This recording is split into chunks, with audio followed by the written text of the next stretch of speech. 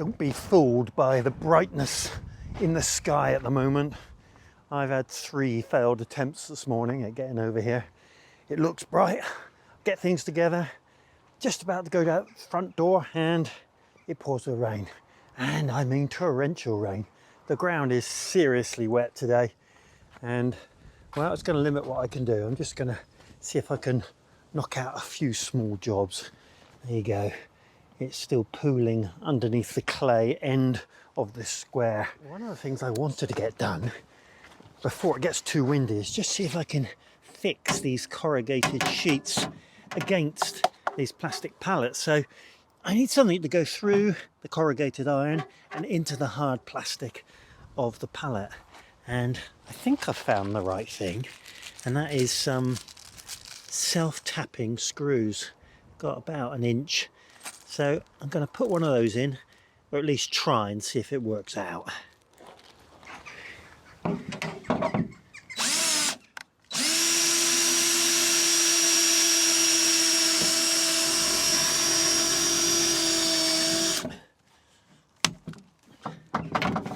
Perfect.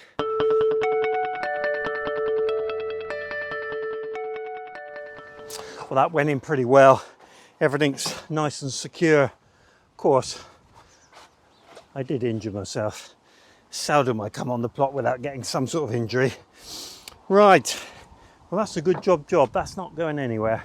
So, next job.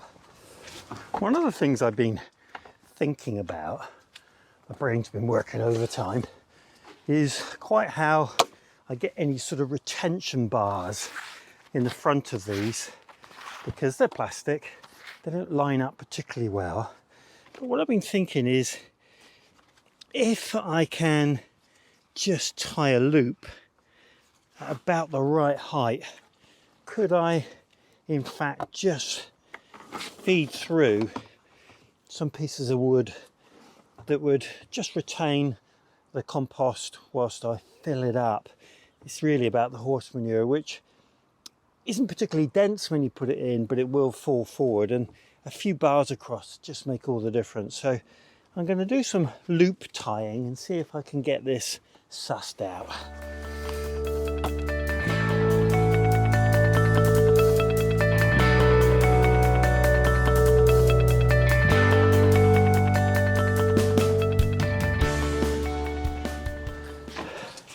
Have to laugh, I'm dodging the showers. But that seems to work out okay. I think what will happen is it'll perhaps push them out, but they won't go very far. So we'll try that anyway.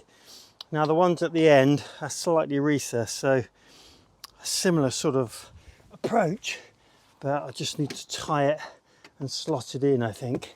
Anyway, I'll give it a go, see what I can do.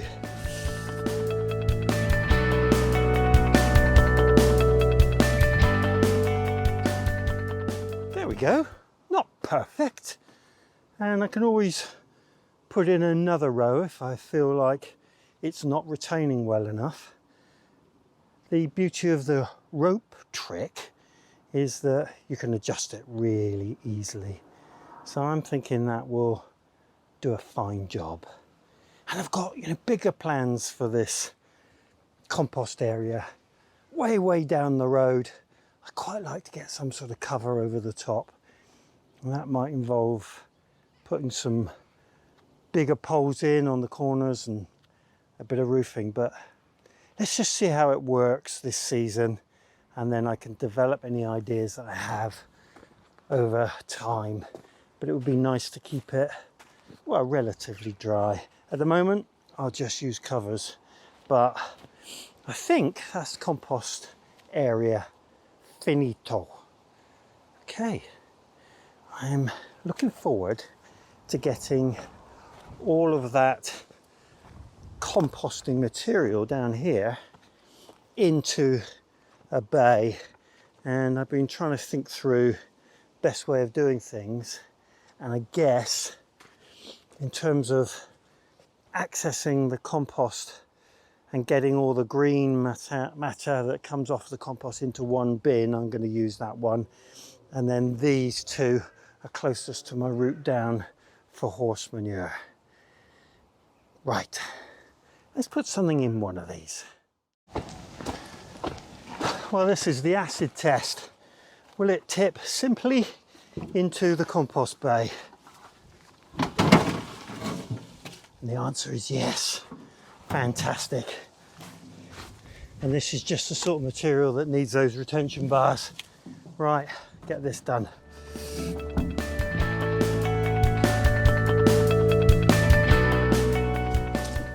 There we go, the cycle starts all over again, just in a different spot. And that seems to be retaining okay. So this one's going to be all the waste off the plot rather than anything that comes from outside sources like horse manure. So I've got a whole load of this down the bottom there, which I'll move over time. And it's time to start spreading compost over some of these beds. And I figure I'm just going to do a little bit at a time, and probably 1 or 2 wheelbarrows every time I come over. And by the time I get to the beginning of next year, the rest of these crops will have come out and I'll be covered up nicely on the new beds. I'm keen to get this one done though, just to see what it looks like.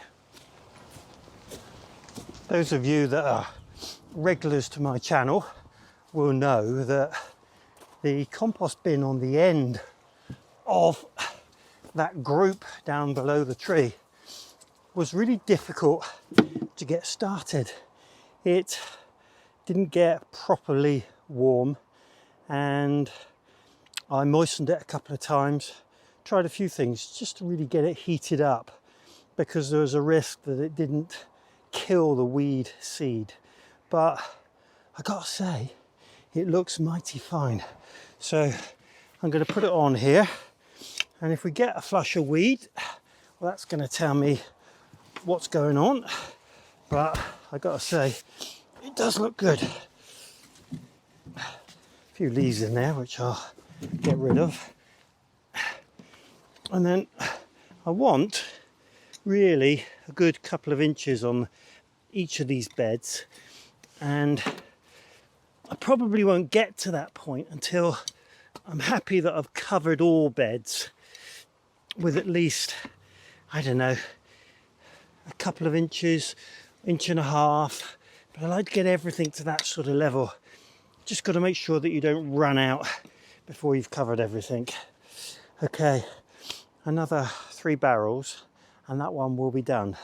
And that'll be it for moving compost today, because I am going to space it out. Right, reverse. What I am pleased about is this width here is just perfect for the barrow, which is what I designed, but it's nice when it works.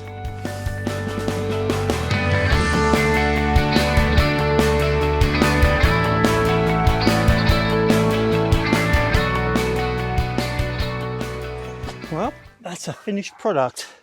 I put my hoops up just to see what they look like on the bed, and they look fine. So that can just winter over now. If I think the cats are getting into it, then I might cover it, but I'm ready to go with the hoops up. Okay, we need some veg.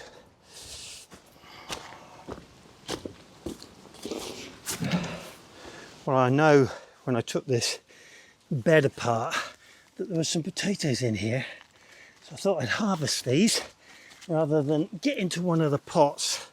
So this is a red variety. I'm not really sure quite what it is, but it's good because it's edible. I don't think there's going to be a lot in here, but oh, there's a couple of, look at the size of that one. Beauty. I've always suffered from slugs and potatoes in the ground, so it's nice to see some potatoes here faring well. I think I'm going to end up with a pound or 2 with a bit of luck. Another one. Right, I'll carry on, show you what I got at the end. Well, this was my hugelkultur bed, and it didn't reap many rewards. A few strawberries grown there, but it did seem to like potatoes. Look at the size of those. Real good chip potatoes. Good times. Right, well, a couple of years ago I pulled a giant out of here. I'm wondering whether I'll be able to replicate that anytime. But we'll take one out because Mrs. K's got an order in. Let's see what this one looks like. Well, it's not a giant, but not bad at all. Right, get that in there. That's not a bad crop for today. Good times.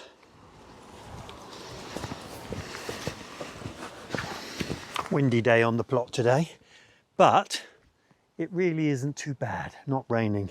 I'm just going to tie up this purple sprouting broccoli, and I notice there's a wasp just down in amongst it, and I think he's feeding off of what looks like a dead caterpillar. Very interesting. Right, I've got these green ties on this broccoli, just holding it up, but they slip down, so I'm going to put a bit of cord around them. And these plastic ties, they're fantastic if there's no real weight to the plant, but once it gets a bit heavier, they do tend to move. So great in the polytunnel for growing onions and keeping the onion leaves upright. Okay, well, they look pretty good order now. I'm going to move some more compost. I get asked quite a lot about my compost and how I go about it. I just wanted to show you this. Look at that. So yeah, had to fill that compost bin up quite a few times because it rots down a lot. But just look at the quality of the compost here. And this is the equivalent of, I think, some of the best compost that you can make. It is obviously limited to the bits that you put in there, which is horse manure and straw and a bit of hay, but fantastic, crumbly, and well, there's nothing but goodness in there, and you can tell by the worms in there that it's good quality stuff. So I can move a little bit of this up onto one of those beds.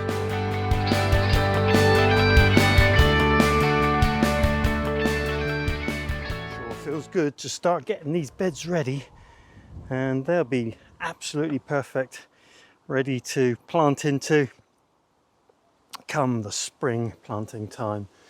A few little jobs to do now.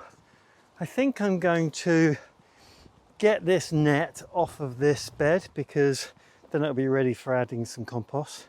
Give it a quick weed, and I think I'm going to transfer the net and the hoops over onto that bed I've just done. One thing that occurred to me the other day is that I usually have one long net along here. I'm not going to have use for long nets anymore, so I'm probably going to end up cutting it so that I get smaller size nets. But the long ones I've got are of this variety, I think. So we'll see how we go with that. So that one's going to be stripped off and weeded. And then now I've got my compost bin ready to receive any compost and foliage material as I go along. I think I'm going to do a bit of tidying up.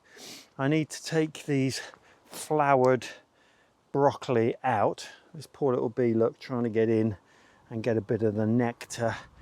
But yeah, those flowered heads need to come out. There's still some growth in some of those broccoli. We're still getting new shoots, so I'm going to hang in there with the rest of the plants.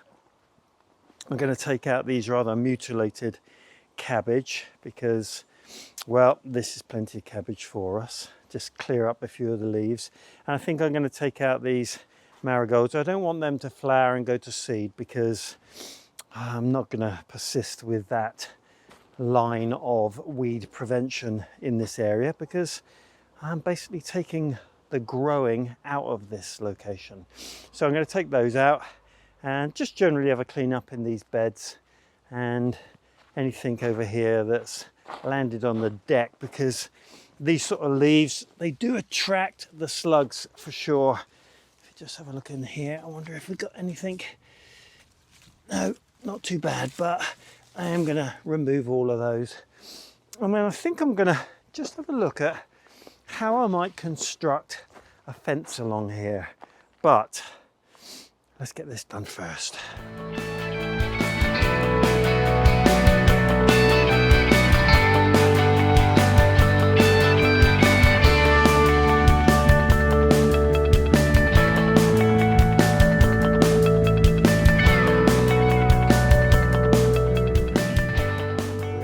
Hoops on and nets on, and I usually get asked a couple of questions when I do this. Why do I put the nets on? Well, that's to keep the cats off, otherwise I use it as a litter tray.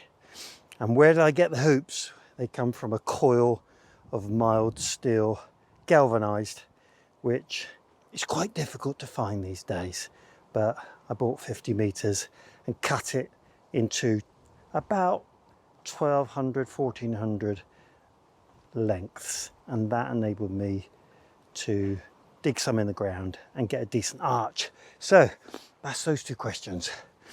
Okay, so I'll tell you what, it is so useful having this so close. Everything that you pick up off the ground or take tops off, straight into the compost bin, no hassle, no wheelbarrowing around. So that works out really well. I need to chop the heads off of these because these really tough stems of brassicas, well, they just don't rot down. They may do over many years, but I've put them in before now and still had them 2 years later. So they get really woody. So I think I'm going to chop tops off of those. This bed's done and no time at all to weed it. And I just need to get compost on top of there now. And I'm at this point with my raised beds. I didn't think I'd get there, but I am now, of having to actually mound the compost on top of the raised bed because they're full, and it's taken quite a long time to fill them. The ones at the top aren't yet, and there's still some room in one or two of these, but this one for sure is full, which is fine. I can just mound it, and I'm really happy to grow in that way. And then you might wonder why I'm sort of keeping control of all this, because there's going to be no growing in here, but that's just playing into my neat freak nature, I'm afraid. Just need to keep under control, and probably will save me some work weeding. So just got a couple of cabbage left there, which will be ample for our needs. This purple kale, it's called Ursa. It's a Russian kale. It took a real bashing under the nets, but as you can see, it's starting to reshoot now, and that will still give us kale through the winter months. So I'm just going to keep going with that. I'm going to strip this bed out at some time, not today because I've not brought the right tools. And then I've got 3 or 4 decent looking sprout plants here, which I'm really proud of, and I've just picked up all the rotten leaves just to keep it tidy. Got a couple of celeriac in there which won't come to anything now. They really probably not worth keeping going, but give them a chance. And then the barrow's full of this Tagetes marigold style plant, and I just don't know whether that should go in the compost heap or not. If you've put this into your compost heap successfully, let me know. I can't imagine it will do any harm, but I really don't know. So for now, I'm going to just take it down the bottom end of the plot until I find out. If you know, pop it in the comments. That'll help me a great deal. Thank you.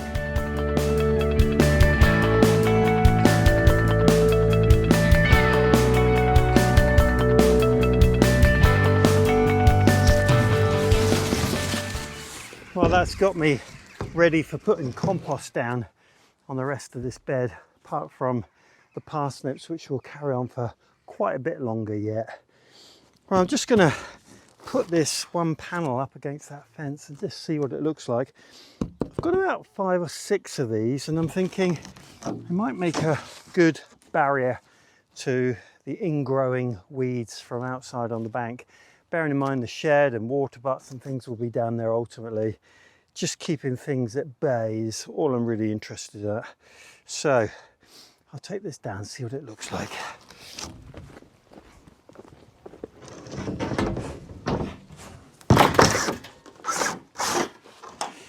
Well, I guess a number of those similar heights, at least along one stretch, it's going to look quite reasonable. So I think that's probably what I'll end up doing, getting it a bit neater in terms of levels and things, but make good use of those panels. Okay, well that's me done for today. Hope you've enjoyed the video. Oh, thanks for those of you that have clicked that new thanks button on YouTube. I'm very, very grateful. I'll put it towards the shed fund. If you like my videos, then why not click like and subscribe? And if you hit the bell, you'll get my notifications of uploads every Wednesday and every Sunday at 8 p.m. Good times.